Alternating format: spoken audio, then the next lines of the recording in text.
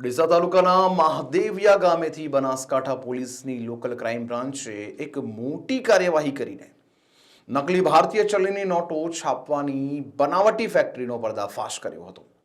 પોલીસે આ કાર્યવાહીમાં 2 આરોપીઓને ઝડપી પાડી પ્રિન્ટર મશીનો તેમજ ડુપ્લિકેટ નોટો બનાવવામાં વપરાતી સ્ટેશનરી સાથે 40 લાખ જેટલી નકલી ચલણી રકમની નોટોના બંડલ કબજે કર્યા છે.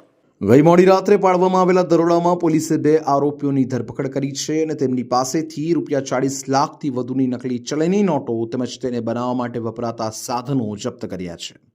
બનાસકાંઠા લોકલ ક્રાઇમ બ્રાન્ચની ટીમને ડીસાના મહાદેવિયા ગામેથી ડુપ્લિકેટ નોટો બનાવવામાં આવતી હોવાની બાતમી મળતા દરોડા પાડ્યા હતા. આ દરોડા દરમિયાન પોલીસને ત્યાંથી 40 લાખથી વધુની નકલી નોટો મળી આવી હતી અને 2 આરોપીઓ પણ ઝડપી પાડ્યા છે, જેમણે પ્રાથમિક પૂછપરછમાં નકલી નોટો છાપતા હોવાનું સ્વીકાર્યું છે. ડીસાના મહાદેવિયા ગામના ખેતરમાં પડેલા દરોડા દરમિયાન પોલીસે સ્થળ પરથી 5 પ્રિન્ટર તથા સ્ટેશનરીનો સામાન પણ કબજે કર્યો છે. જેણે આ ડુપ્લિકેટ નોટની ફેક્ટરી ઊભી કરવા માસ્ટરમાઇન્ડ વાપર્યું હતું તે સંજય સોની અને કૌશિક શ્રીમાણીને પણ ઝડપી લેવામાં આવ્યો છે.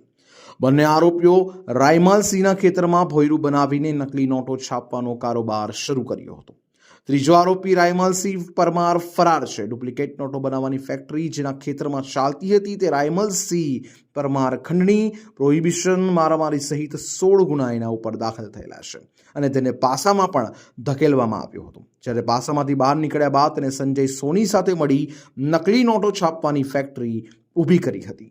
પોલીસે 2 આરોપીઓની ધરપકડ કરી સમગ્ર પ્રકરણમાં કોણ સંડોવાયેલા છે અને નકલી ચલણી નોટો છાપવાની ક્યારથી શરૂઆત કરી હતી અને બજારમાં કેટલી રકમ ફરતી કરવામાં આવી છે આ સહિતના મુદ્દાઓ પર તપાસ શરૂ કરી છે.